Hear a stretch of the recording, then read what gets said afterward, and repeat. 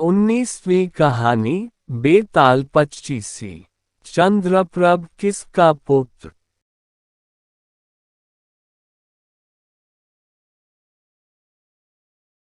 यशोधन और बलधर में कौन अधिक चरित्रवान?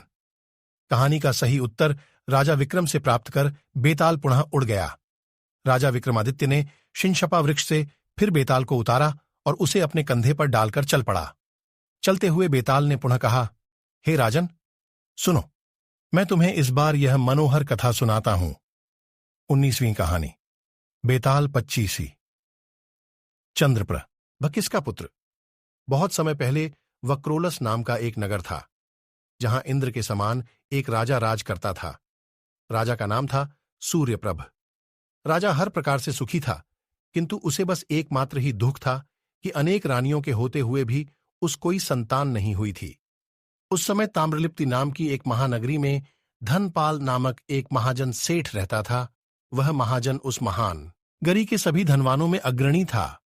महाजन की धनवती नामक एकमात्र पुत्री थी। धनवती इतनी सुंदर थी कि उसे देखकर ही किसी अप्सरा का भ्रम होता था।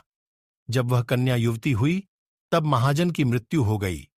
महाजन के संबंधियों ने राजा का सहयोग प्राप्त कर उसकी सारा धन संपत्ति को हड़प लिया। महाजन की पत्नी हिरण्यवती किसी प्रकार अपने रत्न एवं आभूषणों को छिपाकर अपनी पुत्री को लेकर अपने संबंधियों के डर से वहां से भाग निकली। हृदय में उसके दुख का अंधेरा घिरा हुआ था। हिरण्यवती अपनी पुत्री का हाथ थामकर बड़ी ही कठिनाई से नगर से बाहर निकली। संयोगवश अंधकार में जाती हुई हिरण्यवती ने दिख न पाने के कारण सूली पर चढ़ाए गए एक चोर को अपने कंधे से धक्का दे दिया। वह चोर अभी जीवित था। उसके कंधे के धक्के से चोर तिलमिला उठा एवं कराहते हुए कह उठा, हाय, मेरे कटे हुए जख्मों पर कौन नमक छिड़क रहा है? इस पर हिरण्यवती ने क्षमा याचना करते हुए उस चोर से पूछा, श्रीमंत, आप कौन हैं? तभी उस चोर ने उत्तर दिया, मैं एक कुख्यात चोर हूं। चोरी करने एक कारण मुझे इस सूली पर चढ़ाए जाने का दंड मिला है। किंतु आर्या, आप बतलाएं कि आप कौन हैं एवं इस अंधकार में भटकती हुई कहां जा रही हैं? चोर के पूछने पर हिरण्यवती उसे अपना परिचय देने लगी कि तभी चंद्रदेव प्रकट हुए एवं उनके प्रकाश में सारा क्षेत्र आलोकित हो गया। तभी चोर ने हिरण्यवती के साथ चंद्रमा के मुख के समान एक कन्या भी वहां मौजूद देखा। यह देखकर उसने हिरण्यवती से प्रार्थना की, आर्य, मेरी एक प्रार्थना सुनो। तुम अपनी कन्या मुझे दे दो तो मैं तुम्हें 1000 स्वर्ण मुद्राएं दूंगा। यह सुनकर हिरण्यवती हंसी एवं चोर से पूछा, तुम तो मरने वाले हो, सूली पर लटके हुए तुम्हें मरने में विलंब नहीं होगा, फिर क्यों मेरी कन्या का हाथ मांगना चाहते हो?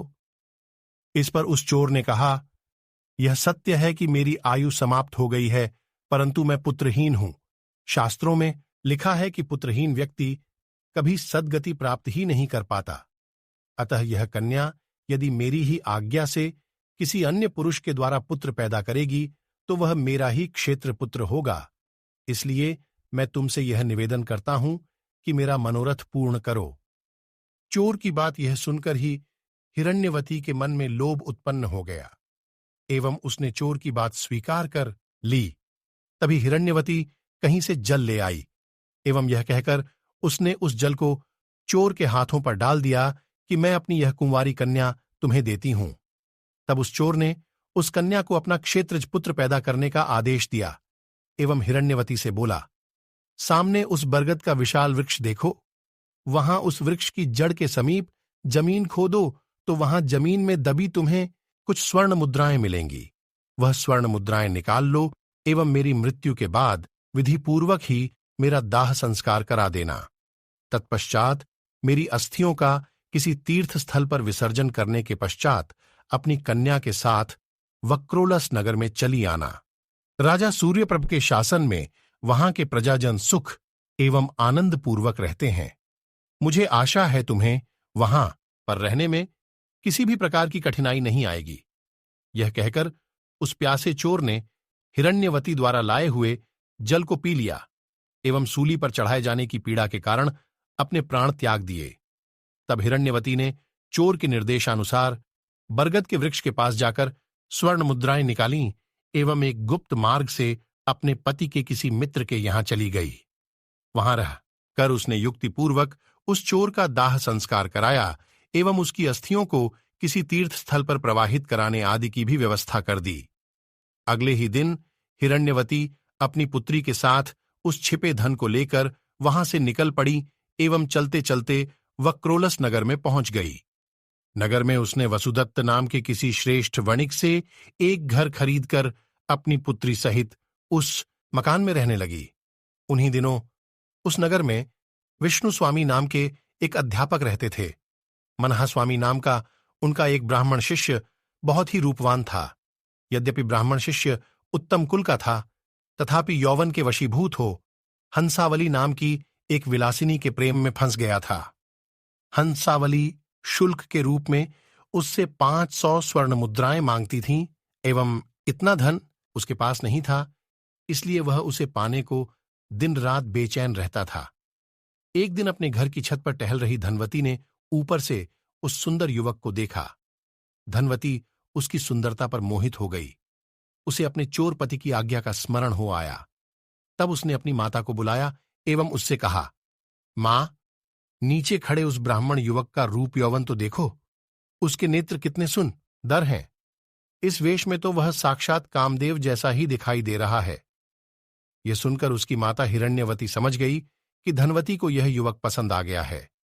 तब उसने मन में सोचा, पति की ही आज्ञा से पुत्र की प्राप्ति के लिए मेरी पुत्री को जब किसी न किसी पुरुष का वरण करना ही है, तो फिर क्यों ना इसी युवक से अनुरोध किया जाए। ये सोचकर ही उसने इच्छित संदेश के साथ भेद जानने वाली एक दासी को भेजा कि वह उस ब्राह्मण युवक को यहां लेकर आए। उस दासी ने जाकर उस ब्राह्मण युवक को एकांत में बुलाकर सारी बातें कहीं। दासी की बातें सुनकर वह व्यसनी ब्राह्मण युवक बोला, यदि वे मुझे हंसावली के लिए 500 सोने की मोहरें दे तो मैं एक रात के लिए वहां पर जा सकता हूं। उसकी बात सुनकर दासी ने यह बात आकर हिरण्यवती से कही। हिरण्यवती ने दासी के हाथों उतना धन भेज दिया।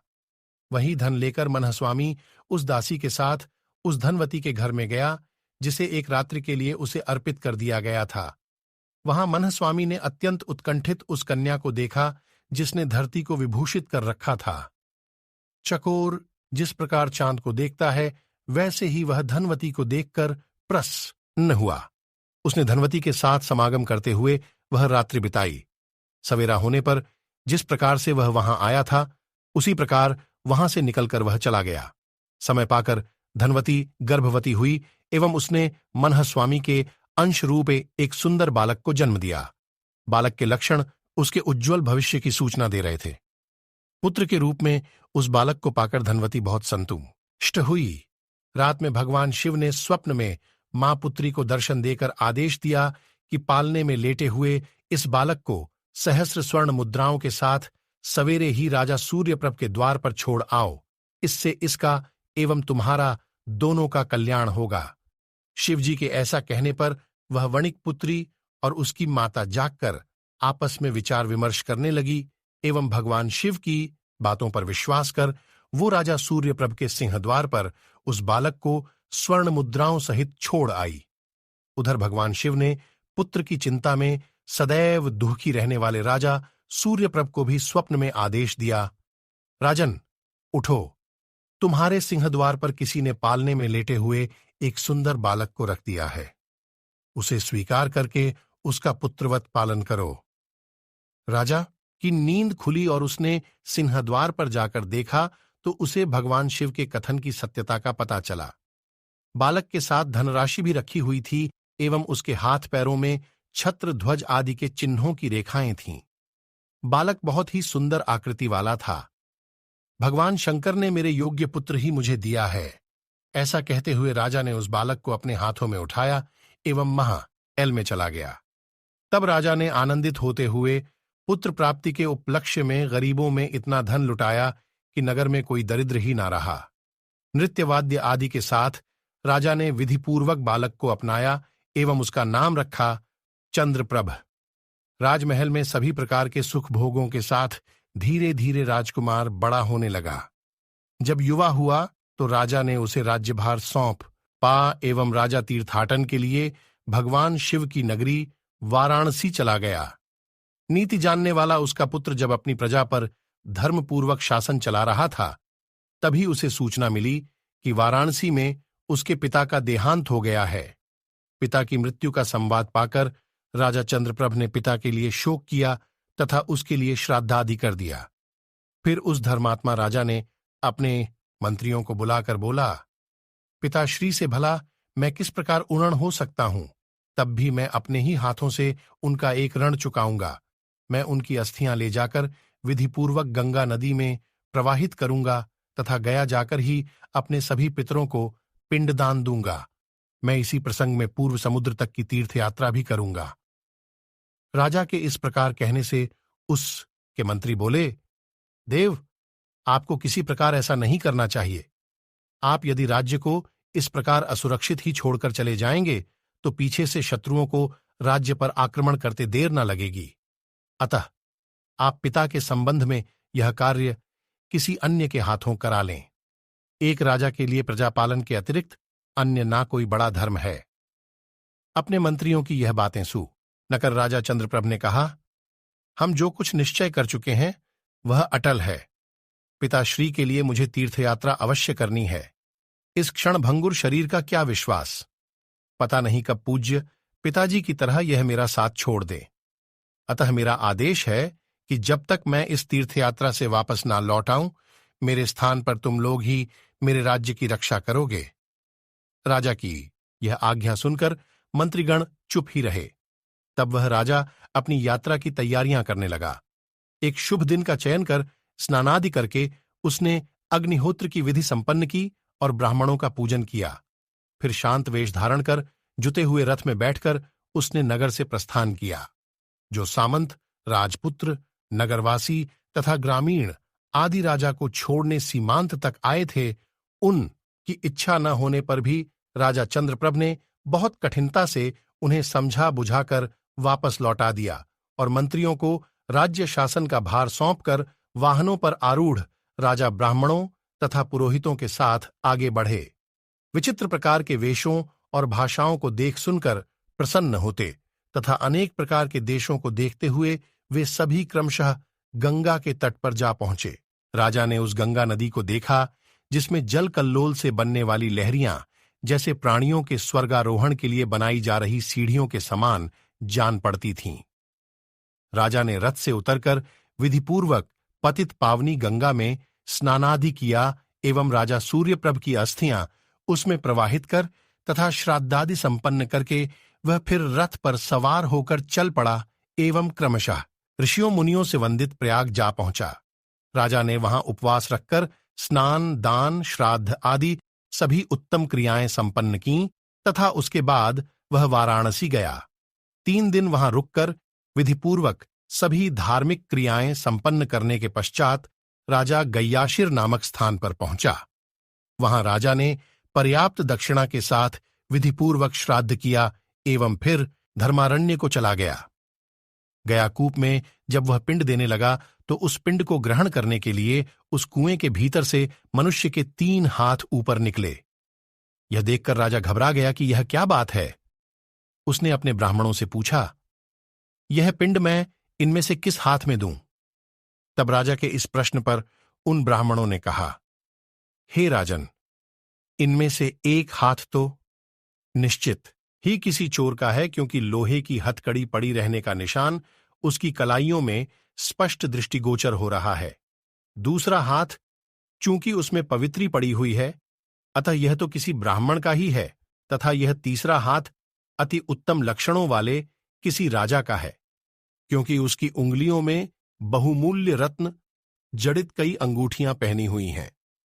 फिर भी हम लोग यह समझ पाने में असमर्थ हैं कि इन तीनों हाथों में से आपके द्वारा किस हाथ में पिंडदान दिलाएं। ब्राह्मणों द्वारा ऐसा कहने पर राजा अनिश्चय में घिर गया एवं कोई फैसला न कर सका। तब राजा विक्रमादित्य के कंधे पर बैठा बेताल इतनी कथा सुनाकर राजा से बोला, हे राजन, वे सब ब्राह्मण एवं राजा चंद्रप्रभ पिंडदान देने के विषय में कोई निर्णय न ले सकें, तो अब तुम इस प्रश्न का उत्तर दो कि राजा चंद्रप्रभ को किस हाथ में पिंड देना चाहिए। जानते हुए भी यदि तुमने मेरे इस प्रश्न का उत्तर नहीं दिया तो तुम्हें दिया पहले वाला श्राप लगेगा। धर्मज्ञ राजा विक्रमादित्य ने बेताल की यह बात सुनी। तब उसने मौन त्याग कर बेताल को उत्तर दिया, हे योगेश्वर, राजा चंद्रप्रभ को उस चोर के हाथ में ही पिंड देना चाहिए, चूंकि वह उसका क्षेत्रज पुत्र था, शेष दोनों का नहीं। उसे जन्म देने वाले ब्राह्मण को उसका पिता नहीं माना जा सकता, क्योंकि उसने तो धन लेकर एक रात्रि के लिए स्वयं को ही बेच दिया था। राजा सूर्यप्रभ ने यद्यपि उसके जातकर्म संस्कार आदि कराए थे एवं उसका पालन पोषण भी किया था, तथापि वह उसका पुत्र नहीं माना जा सकता। कारण, जब राजा ने उस बालक को पाया था तब बालक के सिर के पास पालने में जो स्वर्ण मुद्राएं रखी हुई उसे मिली थीं, वह उस बालक का अपना ही धन था, जो कि वह उसके पालन पोषण का ही मूल्य था, क्योंकि उसकी माता जल से संकल्प करके जिसको दी गई थी एवं जिसने उसे पुत्र उत्पन्न करने की आज्ञा दी थी तथा अपना समूचा धन भी उसे सौंप दिया था, तो चंद्रप्रभ उस चोर का ही क्षेत्रज पुत्र था।